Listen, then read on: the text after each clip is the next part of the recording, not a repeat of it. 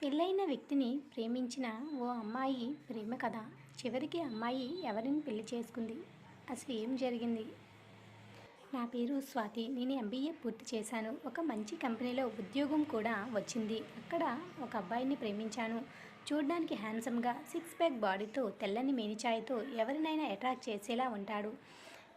మొదట స్నేహంగా మారిన మా పరిచయం, అతను నాపై చూపించే కేరింగ్ నాకు అతనిపై ప్రేమ కలిగేలా చేశాయి. కానీ నా ప్రేమను అతడు ఒప్పుకోలేదు. అసలు ఏం జరిగిందంటే, నాకు మైక్రోసాఫ్ట్ కంపెనీలో ఉద్యోగం వచ్చింది. ఉద్యోగంలో చేరిన మొదటి రోజు ఎలా రిసీవ్ చేసుకుంటారో అని టెన్షన్గా ఉంది. అంతలోనే ఒక ఆయన మా దగ్గరికి వచ్చాడు. ఎండలో నడిచి వచ్చినట్టున్నాడు. ఏమో చెమటతో చొక్కా తడిసిపోయింది. రాగానే కాసిన్ని మంచినీళ్ళు ఇస్తారా అని అడిగాడు. నా బాటిల్ అందించా. నీళ్ళు తాగి థ్యాంక్స్ చెప్పాడు. తనే మా ట్రైనర్. ఆయనది మాకన్నా పై స్థాయి. అయినా ఆ దర్పం ఉండదు. పైగా మంచోడు. అందుకే బాగా నచ్చేశాడు. రాగానే నేను వెళ్ళి పలకరించేదాన్ని. తొందరలోనే మా పరిచయం స్నేహంగా మారింది. తనతో మాట్లాడుకుంటే ఆ రోజు నాకు గడిచేదే కాదు, ఏదోలా ఉండేది. తను ఆఫీస్కి రాకపోయినా నా మనసుకి ఏదోలా తెలియని దిగులు, ఏదో కోల్పోయినట్టుగా ఉండేదాన్ని. అలా ఏదో ఒక వంకతో రోజు అతనితో కాసేపైనా మాట్లాడేదాన్ని. నా పరిచయం, నా పర్సనల్ విషయాలు కూడా పంచుకునేంతగా దగ్గరయ్యాము. అలా ఆయన మాటల్లో తెలిసింది. అతనికి ఆల్రెడీ పెళ్ళి అయ్యిందని, తన భార్యతో ఇబ్బందులు పడుతున్నాడని తెలిసింది. ఆ మాట తెలిసినప్పటి నుండి నా మనసు చివుక్కుమంది. అతనిపై ప్రేమ ఇంకా పెరిగింది. కొన్నాళ్ళకు ఆయన డ్యూటీ నైట్ షిఫ్ట్కి మారింది. ఆయన కోసమే రోజు ఆఫీసులో ఎక్కువసేపు ఉండేదాన్ని. మాట కలిపితే పొంగిపోయేదాన్ని. కానీ ఎందుకో నేనెంత ప్రేమ చూపించినా పెద్దగా పట్టించుకునేవాడు కాదు. అలా సరదాగా ఎక్కడికైనా వెళ్ళొద్దామా అడిగా ఒకరోజు. కాస్త ఏకాంతంగా గడిపే సమయం దొరుకుతుందని కాదనలేదు. కారు తీసుకొచ్చాడు. డ్రైవింగ్లో తన పక్కనే కూర్చుని చాలాసేపు ఆరాధనగా చూస్తూనే ఉన్నా. తను మాత్రం చెల్లించలేదు.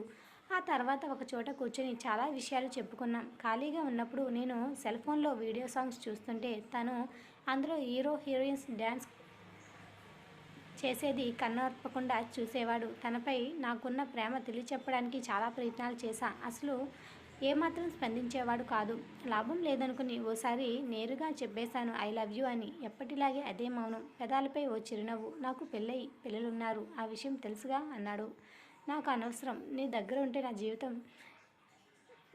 ఏదోలా, నువ్వు దూరంగా లేకపోతే నా జీవితం ఏదోలా అయ్యేలా ఉంది. నీకు రెండో భార్యగానే ఉండడానికి ఓకే అన్నాను. తనకు ఒక్కసారిగా కోపం ప్రదర్శించాడు. అంతలోనే కూలయ్యి, నాకు డ్యాన్స్ అంటే ప్రాణం. డ్యాన్స్ నాకు మొదటి భార్య. పెద్ద కొరియోగ్రాఫర్ కావాలనేదే నా కోరిక.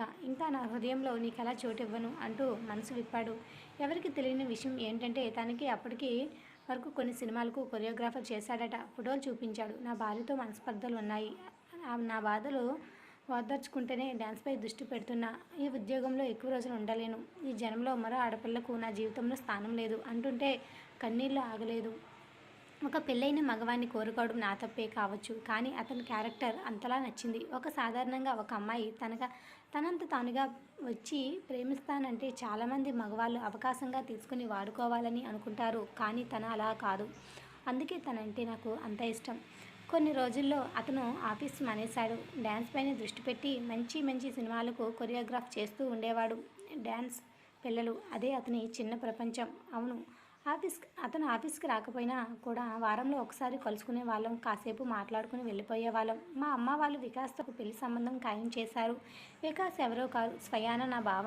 తను నన్ను ఇష్టపడుతున్నాడని తెలిసి అమ్మ వాళ్ళ దగ్గరికి వచ్చి అడగడంతో వాళ్ళు కూడా ఒప్పుకున్నారు. వికాస్ చాలా మంచి అబ్బాయి. మంచి జాబ్, ఇల్లు, ఆస్తి బాగానే ఉంది. ఏ అమ్మాయి తల్లిదండ్రులైనా ఇంతకంటే ఎక్కువగా ఏమి కోరుకుంటారు? అందుకే బావతో నా పెళ్లి చేయడానికి అమ్మా నాన్న ఒప్పుకున్నారు. ఎంగేజ్మెంట్ కూడా అయిపోయింది. పెళ్ళి కొన్ని రోజుల్లో ఉండడంతో వికాస్ వారంలో 2-3 సార్లు ఇంటికి రావడం, తను చూపించే కేరింగ్ ప్రతిదీ నేను ప్రేమించే వ్యక్తిని మరిచిపోయేలా చేశాయి. వికాస్పై ప్రేమ నెమ్మదిగా చిగురించింది. పెళ్లి టైం వచ్చేసరికి పూర్తిగా వికాస్ను నేను ప్రేమించడం, అర్థం చేసుకోవడం మొదలుపెట్టాను. మా పెళ్ళికి అతను కూడా వచ్చాడు. నా ఫ్రెండ్గానే వికాస్కి పరిచయం చేశాను. ఇప్పుడు అతను కూడా మంచి స్థాయిలో స్థిరపడ్డాడు.